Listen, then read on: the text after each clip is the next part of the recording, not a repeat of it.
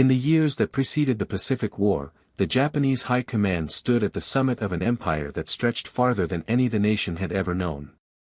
From the snowy ridges of Manchuria to the tropical jungles of the Philippines, from the coasts of China to the scattered islands of the Central Pacific, Japan's military machine seemed unstoppable. The Imperial Navy was sleek and disciplined, its pilots trained with fanatical precision.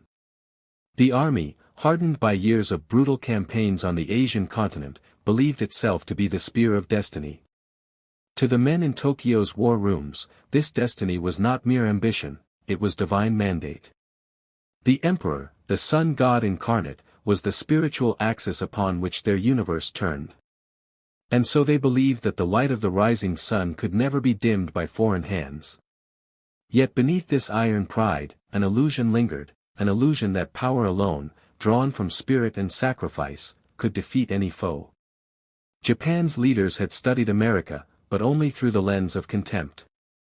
They saw a nation of indulgence and material wealth, a country whose citizens valued comfort more than courage, whose soldiers might tremble at the sight of real war. In their private reports, Japanese intelligence officers described the United States as a sleeping giant, rich but soft, vast but uncoordinated.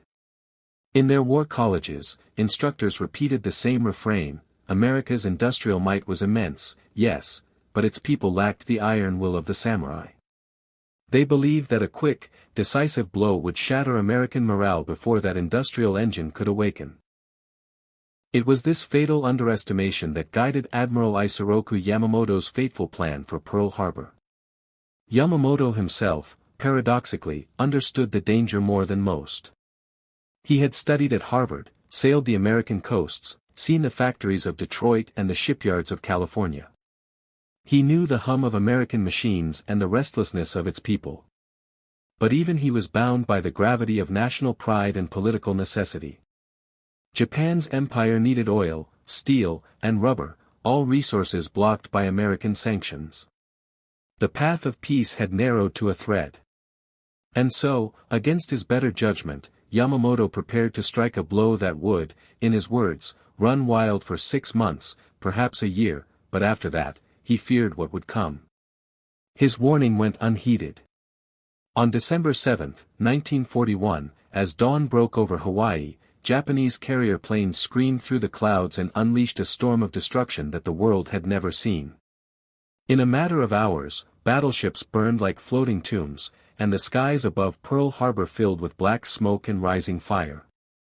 The attack was, in the words of Tokyo's military elite, a triumph of destiny. Across the empire, church bells rang, newspapers proclaimed the victory of divine steel, and the High Command celebrated the humiliation of the West. To them, it was proof that Japan's spirit, its Yamato Damashii, could overcome even the most industrially advanced nation on earth. They saw Pearl Harbor not as the beginning of a long war but as the thunderclap that would cow America into negotiation. But across the Pacific, something entirely different had awakened. The very shock that the Japanese hoped would cripple the American will instead ignited it. Within hours of the attack, factories across the United States began the process of conversion, automobile plants turned to aircraft production, steel foundries to tank assembly, shipyards to naval fleets. Where Japan saw destruction, America saw purpose. And within that purpose, the Japanese High Command would soon face a force far beyond their comprehension, the might of an industrial democracy mobilized not by fear, but by fury. In the first months of the war, the illusion still held. Japan's victories seemed endless. Manila fell, Singapore surrendered, the British Navy was driven from the east. The rising sun flag fluttered above lands that had never before known its shadow. Tokyo's military circles toasted their success, believing the empire had reached its zenith. Yet, deep within the corridors of the Imperial General Headquarters, a quiet unease began to stir. Reports trickled in, not of defeat, but of the extraordinary speed and volume of American replacement. Ships that Japan believed sunk for good were being replaced twice over. Factories that Japan assumed would need years to retool were already producing weapons by the thousands. It was as though, from the ashes of Pearl Harbor, a colossus had begun to rise. Yamamoto, watching from his flagship Yamato, understood what many of his peers refused to see. He knew the mathematics of war, the equations of industry. Japan's entire steel output for 1 year could match perhaps a few months of American production. Where Japan had to stretch its resources across a dozen conquered territories, America could focus its entire arsenal on one objective: total victory. The Japanese High Command, still intoxicated by its early success, dismissed these concerns. "Numbers do not win wars," one general remarked. "Spirit does." But Yamamoto's silence was heavy. He had seen America's spirit, and he knew that once awakened, it would not rest until vengeance was complete. By 1942, that vengeance began to take form. At the Battle of Midway, the illusion of Japanese invincibility shattered like glass. 4 of Japan's frontline carriers, Akagi, Kaga, Soryu, and Hiryu, were destroyed in a single day by American dive bombers. The High Command was stunned. It was not simply the loss of ships, it was the loss of irreplaceable pilots, the finest aviators Japan had ever trained. In that moment, the Japanese began to grasp the truth that Yamamoto had feared: America could afford to lose. Japan could not. For every pilot Japan lost, America trained 10 more. For every ship Japan sank, America launched 2. And beneath this rising tide of steel and manpower, the Japanese leadership began to feel a creeping dread, an understanding that they had awakened something beyond their control. Still, they refused to admit it openly. Propaganda kept the people believing in certain victory. The emperor's broadcasts spoke of divine favor and eternal strength. But inside the war rooms of Tokyo, the charts told another story. Fuel reserves dwindled. Shipyards fell behind. Submarines prowled closer to Japan's coasts each month. And as the United States poured its strength into the Pacific, the Imperial Navy began to shrink not through defeat alone but through exhaustion. Japan's empire, stretched across thousands of miles, was beginning to starve itself. To the High Command, America had ceased to be a mere enemy, it had become a phenomenon. Its fleets appeared faster than they could be tracked, its bombers reached farther than Japanese maps could measure. Every attempt to predict American movement ended in surprise. Where once they believed American soldiers weak, they now saw a relentless machine of discipline and resolve. The very democracy they mocked had transformed into a unified war engine, guided not by a single emperor but by the collective will of millions. For the first time, Japanese generals spoke in whispers, not of victory, but of endurance. How long could they hold out before the storm consumed them entirely? The transformation in perception was slow, almost tragic. Each loss, Guadalcanal, the Solomons, Saipan, peeled away another layer of the illusion. Each battle report carried the same undertone: America's power was not merely industrial, but psychological. Its soldiers fought with a calm confidence that defied exhaustion. Its commanders adapted faster than tradition allowed. The Japanese High Command, bound by hierarchy and ancient codes, found themselves outmaneuvered not only by superior weapons but by a new philosophy of war. The American way was pragmatic, dynamic, unburdened by ritual. It was war as calculation, not ceremony, and so, as the war deepened, the High Command began to sense the enormity of what they faced. America was no longer the sleeping giant, it was the awakening storm. Factories that once produced cars now birthed bombers faster than Japan could shoot them down. Shipyards that once built merchant vessels now turned out carriers by the dozen. Every month, the Pacific grew smaller for Japan and larger for America. The men who once laughed at the soft American spirit now stared in disbelief at the endless horizon of American reinforcements. The scale of production defied imagination. What they once dismissed as weakness had revealed itself as the greatest strength of all: unity through diversity, power through collaboration, will through freedom. By the end of 1942, the Japanese High Command still held its outward composure, but beneath the veneer of confidence lay the first stirrings of fear. They had measured American power by the wrong standards. They had counted ships and guns but not the hearts and hands that made them. They had weighed courage in terms of sacrifice, not resilience. And as reports fr. from the front grew darker, as the once invincible fleet began to falter, they began to whisper the unthinkable, that perhaps, in their arrogance, they had mistaken divine destiny for mortal hubris. By 1943, the rhythm of the Pacific War had shifted. What once had been a symphony of Japanese triumphs was now a slow, unrelenting dirge of retreat. In the steel corridors of the Imperial General Headquarters in Tokyo, the mood had changed from exultation to calculation, and from calculation to quiet dread. The maps that once glowed with red markers of conquest were now being pierced by blue arrows of counterattack. The High Command, still dressed in immaculate uniforms and speaking in tones of command, could no longer disguise the truth: Japan was facing an enemy that had transcended the boundaries of ordinary warfare. The Americans were not simply fighting, they were transforming. The Japanese had always believed that warfare was a test of will. The soldier's spirit, Saipan, was the foundation of their military creed. But by 1943, that creed was being tested against something for which it had no doctrine. The American war effort was no longer measured in men or ships, it was measured in momentum. Across the continental United States, entire cities had turned into engines of production. Detroit no longer built automobiles, it built bombers by the hour. Pittsburgh poured rivers of molten steel that became the hulls of new destroyers. California's coastal yards glowed through the night, launching one Liberty ship after another. From these assembly lines came not only machines, but morale, an unbreakable belief that each rivet, each weld, each bullet brought the war closer to an end. To the Japanese observers who intercepted intelligence reports or studied reconnaissance photographs, the scale of this mobilization seemed otherworldly. Aerial scouts brought back images of American ports filled with ships so numerous they appeared to merge into a single metallic continent. Trains loaded with tanks and aircraft crisscrossed the heartland in endless procession.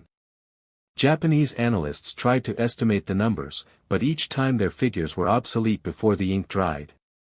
What America produced in 1 month, Japan could not match in half a year. The High Command's early assumption, that America's abundance would lead to complacency, was collapsing under the weight of undeniable evidence. This abundance was not luxury, it was power made visible. When the tide turned at Guadalcanal, the High Command first tasted the bitter reality of attrition. The campaign drained their finest troops, their best pilots, and their last reserves of initiative. For every Japanese soldier killed, America replaced 2. For every plane shot down, 2 more took its place, newer, faster, deadlier. The Japanese Navy, stretched thin across thousands of miles, could no longer sustain the losses.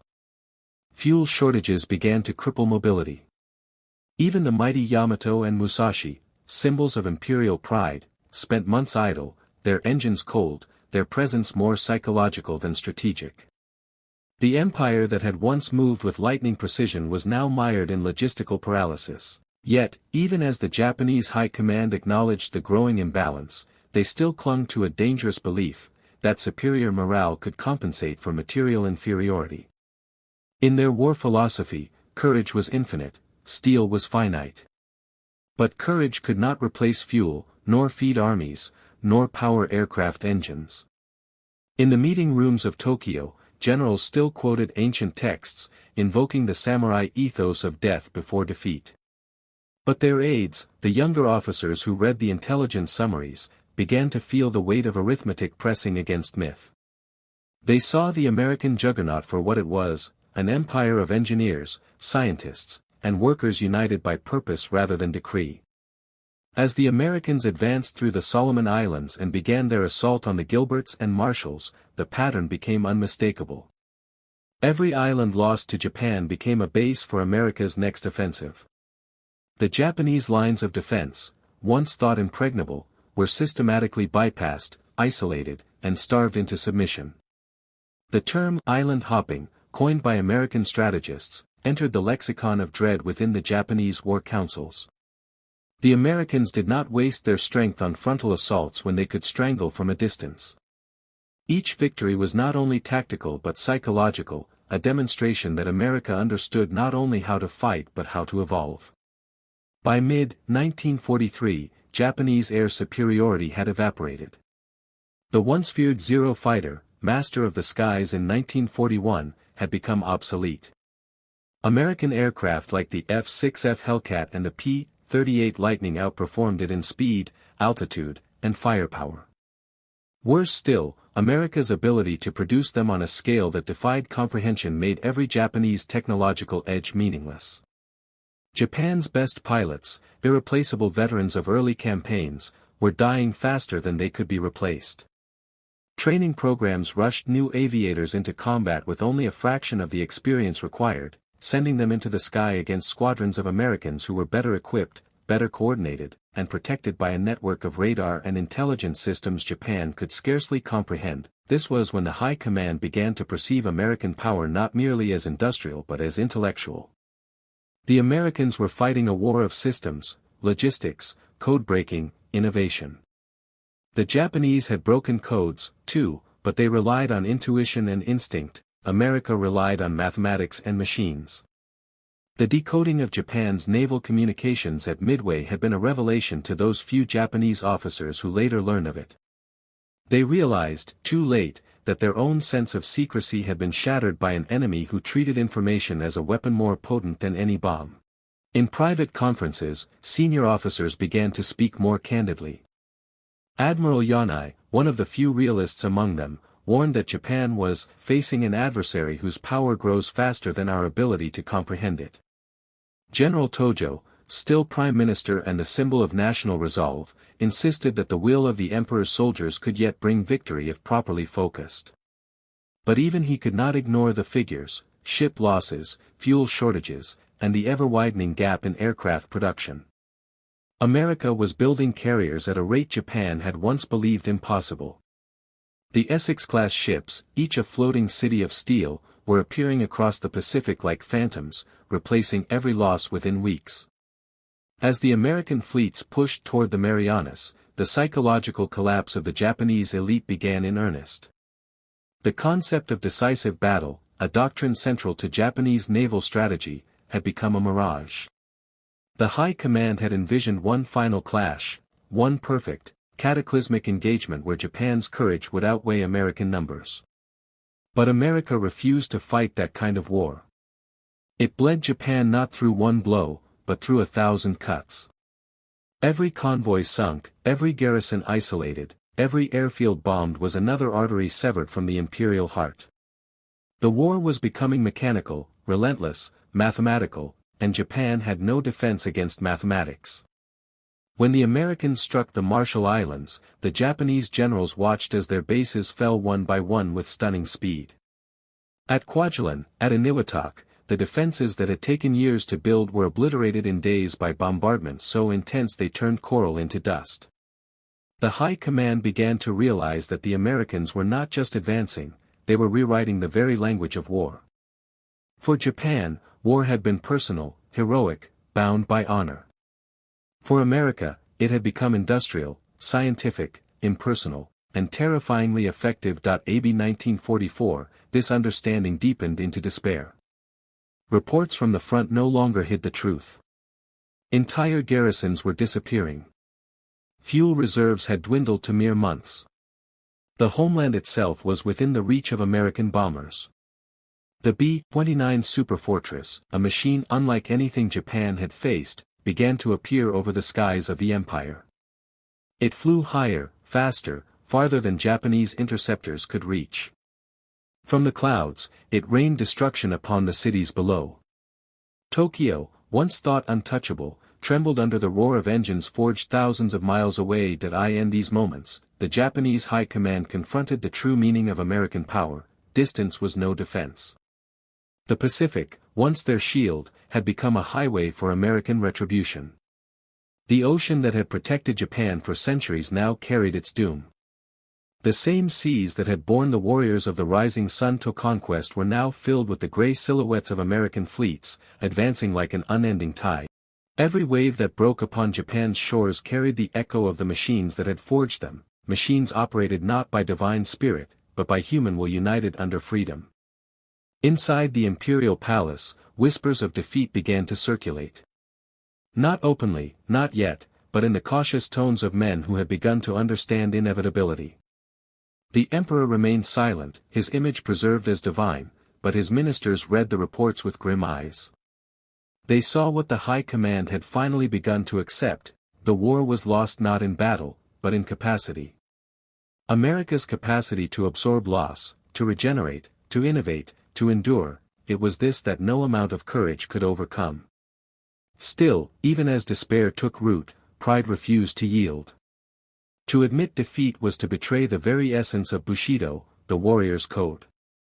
So the high command did what they had always done: they planned another defense, another stand, another sacrifice. They would make the Americans bleed for every inch of ground, for every island, for every breath. If they could not win, they would make victory so costly that the enemy would seek peace. But America's calculus was different.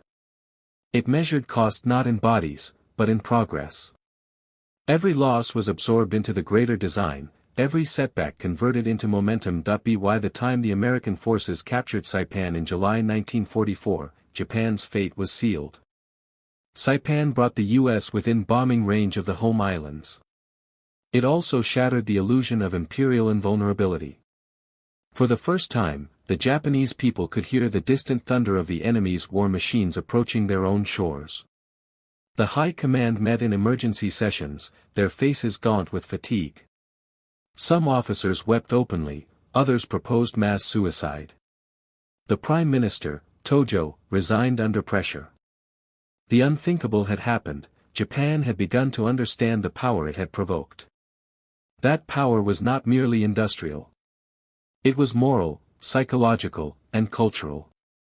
It was the power of a people who had been struck, humiliated, and enraged, and who now fought not for conquest, but for justice, for survival, for the memory of Pearl Harbor. The Japanese had awakened something far greater than they ever imagined. They had looked upon America and seen indulgence, now they saw unity. They had mocked its democracy, now they saw its discipline. And in the glow of burning cities, they understood too late that the real weapon of the United States was not its factories or fleets, it was its ability to turn pain into purpose. By late 1944, the war had ceased to be a contest of arms. It had become a collision of destinies, one empire born of divine right, the other of democratic will. And in that collision, the Japanese high command finally recognized the shape of American power: vast, relentless, and bound to no single man. It was a force of millions, a storm of industry, intellect, and resolve that could not be stopped by courage alone. The realization came not in words, but in silence, the silence of burned cities, sunken fleets, and vanished armies. The silence before the storm that would soon engulf Japan itself.